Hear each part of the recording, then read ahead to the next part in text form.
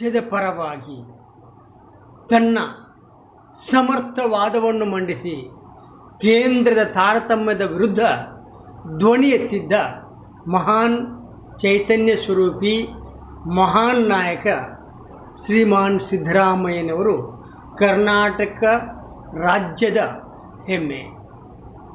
ಬಹುಶಃ ಈ ರಾಜ್ಯದಲ್ಲಿ ರಾಜಕೀಯ ಅಸ್ಥಿರತೆಯನ್ನು ತಂದೊಡ್ಡಿ ರಾಜಕೀಯ ಬಿಕ್ಕಟ್ಟನ್ನು ನಡೆಸಬೇಕು, ಆ ಮುಖೇನ ಕಾಂಗ್ರೆಸ್ ಪಕ್ಷದಲ್ಲಿ ತಳಮಳವನ್ನು ಸೃಷ್ಟಿ ಮಾಡಬೇಕು ಎಂಬಂಥ ಉದ್ದೇಶದಿಂದ ರಾಜ್ಯಪಾಲರು ಮುಖ್ಯಮಂತ್ರಿಯ ವಿರುದ್ಧ ತನಿಖೆಗೆ ಮೂಢ ವಿಚಾರವಾಗಿ ಅನುಮತಿ ಕೊಟ್ಟಿರುವುದು ದ್ವೇಷದ ರಾಜಕೀಯ ಮತ್ತು ಹಿಂದುಳಿದ ವರ್ಗಕ್ಕೆ ಮಾಡಿದಂಥ ಅನ್ಯಾಯ. ರಾಜಭವನ ರಾಜಕೀಯ ಭವನ ಆಗಬಾರದು.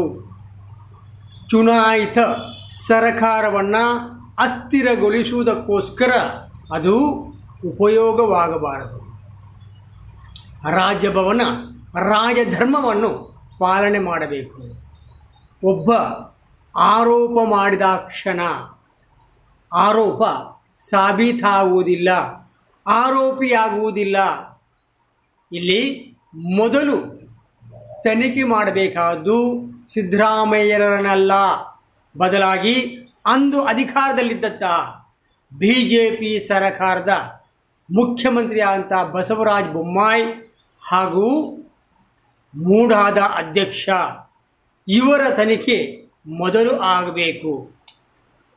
ಆದರೆ ಸಿದ್ದರಾಮಯ್ಯನವರ ಜನಪ್ರಿಯತೆಯನ್ನು ಸಹಿಸಲಾಗದೆ ಬಹುಮತ ಹೊಂದಿದ ಸರ್ಕಾರವನ್ನು ಕೆಡವಲು ಪ್ರಯತ್ನಿಸುತ್ತಿರುವುದು ಅತ್ಯಂತ ಖೇದಕರ ಹಾಗೂ ರಾಜಕೀಯ ಷಡ್ಯಂತ್ರ, ಜನವಿರೋಧಿ ನಿಲುವು ಎಂದು ಜನತಾ ನ್ಯಾಯಾಲಯ ಹೇಳುತ್ತಿರುವಂಥ ಮಾತು. ಸಿದ್ದರಾಮಯ್ಯನವರು 40 ವರ್ಷದ ರಾಜಕೀಯ ಜೀವನದಲ್ಲಿ ಒಂದೇ ಒಂದು ಕಪ್ಪು ಚುಕ್ಕೆ ಇಲ್ಲದಿರುವವರು.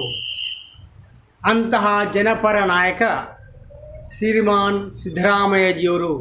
ಆದ್ದರಿಂದ ಕಾಂಗ್ರೆಸ್ ಪಕ್ಷ ಕಾನೂನಾತ್ಮಕ ಹೋರಾಟಕ್ಕೆ ಖಂಡಿತವಾಗಿಯೂ ಸಜ್ಜಾಗಿ ಹೋರಾಟ ಮಾಡುತ್ತದೆ ಎನ್ನುವುದು ಜನರ ಅಂಬೋಣ.